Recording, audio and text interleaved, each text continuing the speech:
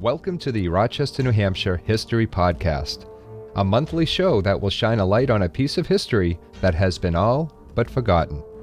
Heading to Farmington on Route 11 is a forgotten cemetery on the east side of the road. It is the McDuffee family cemetery.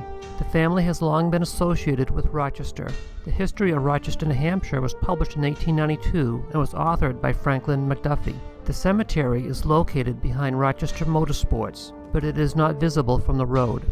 On the other side of the cemetery is a trailer park. Originally, there was a sloping path that you could use to access the cemetery. However, in the name of progress, the walkway has been destroyed. To access this cemetery, you have to climb up a steep embankment.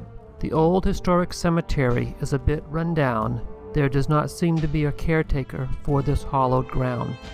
The fencing surrounding it is in a state of disrepair. Some stones have fallen over. Some stones are damaged and broken. And there are old stones that are leaning, fighting to stay upright. Some stones are so weathered that their names have been lost. Due to the many tall trees, it is a bit shady. It's unfortunate that such a historic cemetery has been forgotten and cast aside.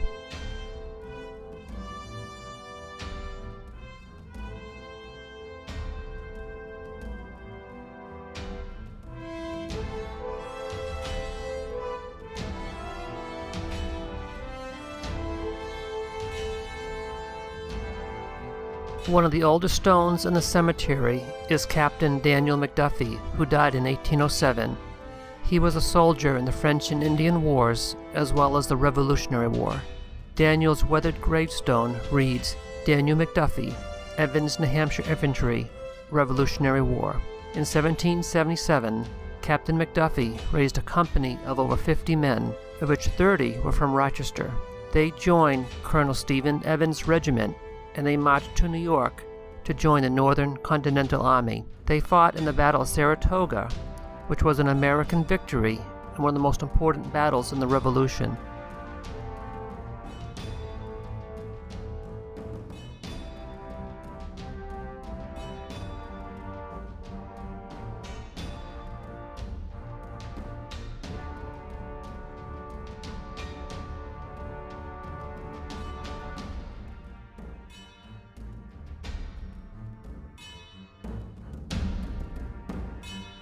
There are several stones from the Roberts family, which includes a veteran of the Civil War.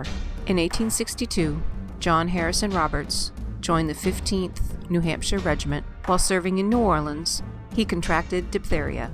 He survived long enough to travel back to Concord, New Hampshire. There he passed away in 1863. He was only 24 years old. For the most part, most of the people that are buried here did not serve in a war or achieve fame. They went about their lives, and in doing so, built Rochester.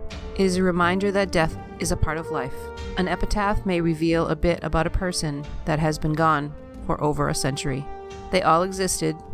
They were once breathing and alive with friends and family they loved. They had jobs and struggled just like we do, and experiencing grief and bliss during their lifetime. Though the cemetery does not have an immaculate green lawn and is in need of maintenance, it is worth visiting to pay respects to one of the founding families of Rochester. And this ends the podcast. If you have any questions or comments, please email bobgriffinpodcast@gmail.com. And come back next month for another episode of Rochester, New Hampshire History.